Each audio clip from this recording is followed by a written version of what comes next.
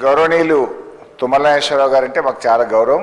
వారి మాటలతో నేను సంపూర్ణంగా ఏకీభవిస్తా ఉన్నాను. ఈ చర్చ సభలో నిజంగా కూడా రైతుల గురించి జరగాలి. రాష్ట్రంలో కోట్లాది మంది రైతులు ఏం జరుగుతుంది, రైతు బంధు భవిష్యత్తు ఏంది అని ఎంతో ఆశతో ఎదురు చూస్తూ ఉన్నారు. తప్పకుండా దాని మీద కేటీఆర్ గారు మాట్లాడతారు. దయచేసి నేను స్పీకర్ గారిని కోరేది, కేటీఆర్ గారు 5 నిమిషాలు మాట్లాడితే తుమ్మల నాగేశ్వరరావు గారు 3 సార్లు లేచిండ్రు. దాదాపు 10 నిమిషాలు 15 నిమిషాలు వెంకటరెడ్డి గారు మాట్లాడారు. విప్పు గారు 2 సార్లు లేచిండ్రు. ఇట్లా ఇంటరప్ట్ చేస్తే ఫ్లో పోతుంది. దయచేసి మీరు ఇంటరప్ట్ చేయొద్దు అనేది ఒక మనవి. ఇక వెంకటరెడ్డి గారు నా పేరు తీసుకున్నారు కనుక నేను దానికి పరిమితంగా చెప్పే ప్రయత్నం చేస్తాను, ఎందుకంటే సభను తప్పుదో పట్టించే ప్రయత్నం చేసినారు. ఒకటి, మిషన్ భగీరథలో 50,000 కోట్లు తినేశారన్నారు.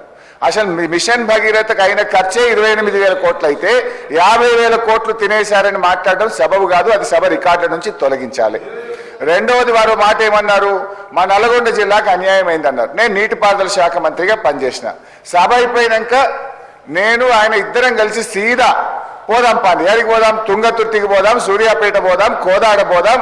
నాటి కాంగ్రెస్ పాలనలో 1 ఎకరానికి నీళ్లు రాకపోతే కాళేశ్వరం నీళ్లతోని 2 లక్షల ఎకరాలకు గోదావరి నీళ్లు పారించినమా లేదా, పోయి సీదా కాలువల మీద నడుచుకుంటూ ఈ నీళ్లు ఎప్పుడు వచ్చినాయి, కేసీఆర్ వచ్చినాక వచ్చినాయా, అంతకుముందు వచ్చినాయా అడుగుదామంటే అడుగుదాం. మూడోది, నల్లగొండకి ఏం చేయలేదని మాట్లాడడం కూడా కరెక్ట్ కాదు. నల్లగొండలో 3 మెడికల్ కాలేజీలు పెట్టింది కేసీఆర్ గారు. నల్లగొండ పట్టణంలో గతంలో మీరు మంత్రిగా ఉన్నప్పుడు ఎట్లా ఉంది, కేసీఆర్ గారు నల్లగొండ పట్టణాన్ని గత 5 ఏళ్లలో ఎంత అభివృద్ధి చేశారో నల్లగొండ పట్టణ ప్రజలను అడిగితే కూడా చెప్తారు అధ్యక్ష. యాదాద్రి పవర్ ప్లాంట్ ఇచ్చిన అధ్యక్ష. ఇలా నల్లగొండను అన్ని రకాలుగా ఆ జిల్లాను సమగ్రంగా అభివృద్ధి చేసింది బీఆర్ఎస్ పార్టీ.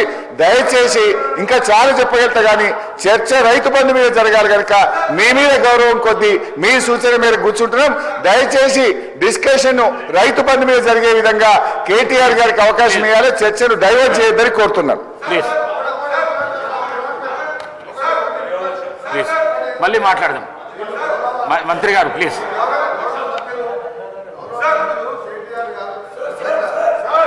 గౌరవ సభ్యులు కేటీఆర్ గారు 24 గంటల కరెంటు విషయానికి వచ్చినప్పుడు మాత్రమే లేచిన.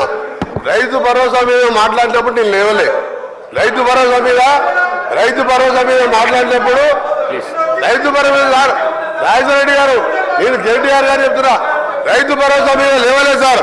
ఇంకొకటి, వారు మళ్ళా సభను తప్పుదో పెట్టేదేగా హరీష్ రావు గారు నల్గొండ జిల్లాకు Congress party sir Nagarjuna sir ఎవరు కట్టింది సార్, కేసీఆర్ కట్టిండా వాళ్ళు ఆయన కట్టిండా, ఎవరు కట్టింది సార్, కేఎంఆర్పీ ప్రాజెక్ట్ కెనాల్స్ ఎవరు దగ్గర సార్, సూర్యాపేట రోడ్డు దగ్గర అంటున్నాడు, మొత్తం అబద్ధం సార్.